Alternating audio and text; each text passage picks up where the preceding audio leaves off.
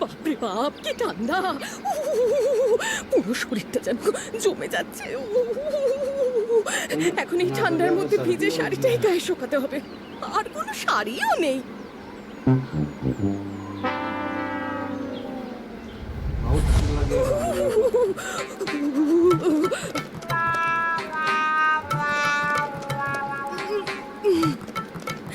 সেই বাপের বাড়ি থেকে একখানা কাপড় পরে ওই যে এসেছি, আর একখানা কাপড়ও কপালে জোটেনি।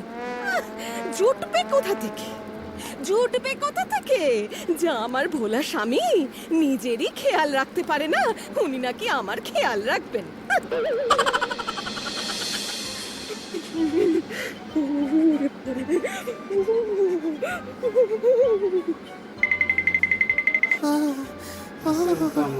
বাবারে কি ঠান্ডা! মা, ও মা, কোথায় তুমি? মা,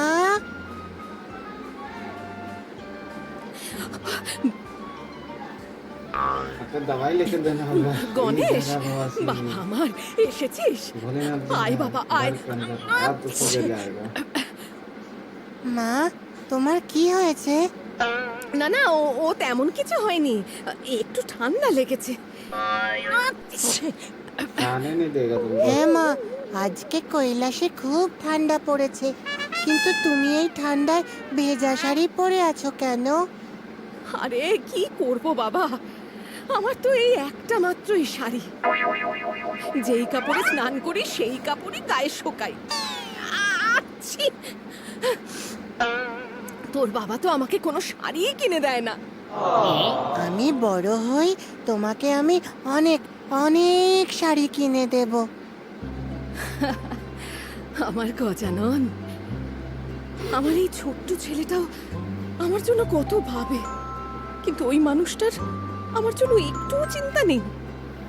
আজ ফিরুক উনি কৈলাসে, আজ এর একটা হেস্ত নেস্ত আমি করেই ছাড়বো। হ্যাঁ, আচ্ছি! बहुत सर्दी हो गया वहाँ पे।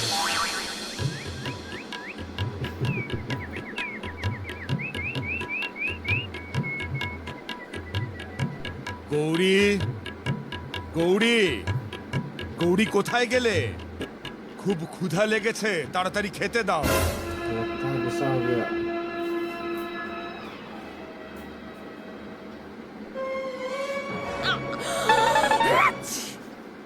আজ আমি রান্না করিনি। রান্না করনি? কিন্তু কেন? আমার ইচ্ছে হয়নি তাই। আমার কি ইচ্ছে অনিচ্ছার কোনো দাম নেই নাকি? কি হয়েছে দেবী, আজ হঠাৎ এত রেগে আছো কেন? না না, আমি তো পাথর। ছি! एक ही साड़ी আমার মধ্যে কোনো রাগ অভিমান থাকতেই পারে না। আরে আরে, আমি কি সে কথা বলেছি? কি হয়েছে সেটা মুখ ফুটে না বললে আমি কিভাবে বুঝবো? হ্যাঁ, আমাকেই তো সবকিছু মুখ ফুটে বলতে হবে। মনের কথা বোঝার মতন মানুষ আছে নাকি আমার? ছি! দেবী, তোমার কি ঠান্ডা লেগেছে? खावर लेने वाला है अब। আমার গরম লাগছে। কৈলাসে যা গরম পড়েছে বাবা। উফ, এত ভনিতা না করে স্পষ্ট করে বলো তো কি হয়েছে? কি হয়েছে? হ্যাঁ, কি হয়েছেটা কি? কি হয়েছে? এই যে আমার পরনে এই শাড়িখানা দেখতে পাচ্ছেন?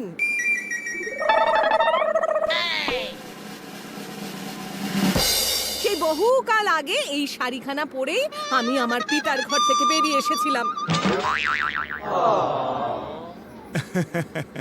হ্যাঁ সত্যি, দেখতে দেখতে কত কাল হয়ে গেল বলো। হ্যাঁ, সেই কত কাল ধরে আমি এই একখানা শাড়ি পরেই দিন কাটাচ্ছি। নাওয়া খাওয়া সমস্ত কিছু এই একখানা শাড়ি পরে। ভিজে শাড়ি গায়ে শোকাতে শোকাতে আমার ঠান্ডা লেগে গেল।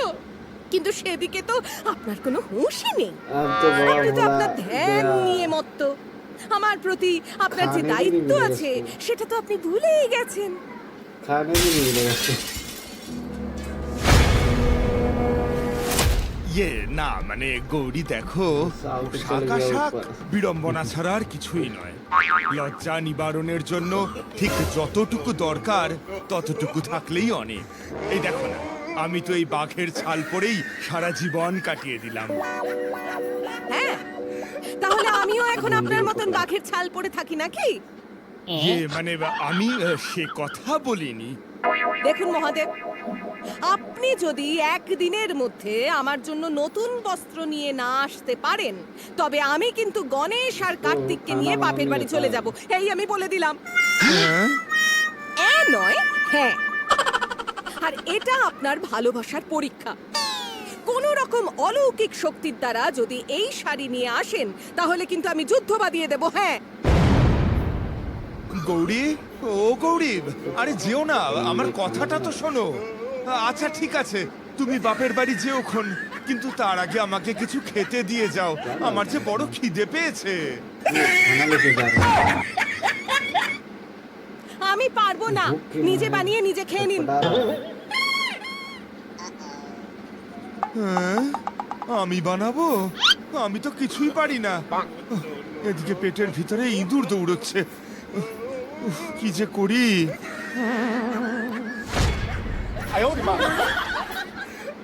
এই যে নন্দী, হ্যাঁ বলুন প্রভু। দাঁড়িয়ে দাঁড়িয়ে কি না, দেখছিস? আচ্ছা, যা আমি যা বানাই। যা, তাড়াতাড়ি আমার জন্য একটু পরমান্ন রেঁধে নিয়ে আয়। ইয়ে মানে প্রভু, আমি अच्छा नहीं बना खाना হ্যাঁ, তাড়াতাড়ি যা, বড্ড খিদে পেয়েছে। একদিকে মাতা পার্বতী মুখ ফুলিয়ে বসে রইলেন, আর অন্যদিকে মহাদেব খিদের চোটে ছটফট করতে লাগলেন। নন্দী হেসেল গিয়ে মহাদেবের জন্য পরমান্ন রাঁধলেন এবং একটি পাথরের থালায় ভরে সেই পরমান্ন নিয়ে এলেন।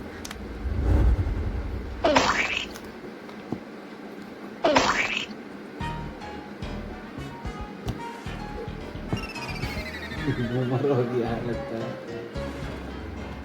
हम निकला घर से নিন প্রভু, গ্রহণ করুন। घर पे लोग দে দে দে, শিগগির দে। খিদে যে পেটের নাড়ি ভুড়ি সব চটলা পাকিয়ে গেল। নন্দীর বানানো পরমান্ন মহাদেব মুখে তুললেন, কিন্তু পরমান্ন মুখে তুলতেই মহাদেবের মুখ যেন একেবারে বাংলার 5। এরে বাবা রে, এ কি পরমান্ন নাকি দুধ ভাত? না, ইয়ে মানে আমি যা পেরেছি তাই রেঁধেছি প্রভু, আমাকে ক্ষমা করবেন। না না না, এইভাবে চললে তো আমার খাওয়া দাওয়া সবকিছু একেবারে মাথায় উঠবে। আমাকে মনে হয় এইবার গৌরীর জন্য একটা নতুন শাড়ি আনতেই হবে, যেভাবেই হোক। কিন্তু শাড়ি কিনতে গেলে তো আমাকে মরতে যেতে হবে। উফ, लग रहा है इसको এই कोई বয়সে गौरव কি नहीं है। এত কিছু পারা যায়? आज इसको भगाएगा दुकान से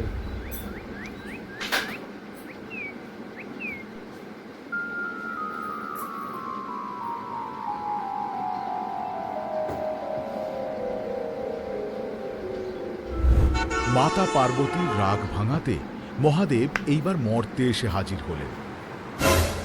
মরতে তো চলে এলাম, এইবার কাপড়ের দোকান খুঁজতে হবে।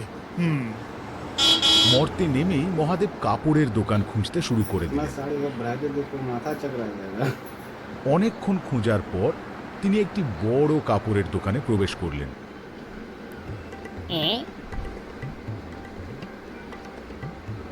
দোকানটিতে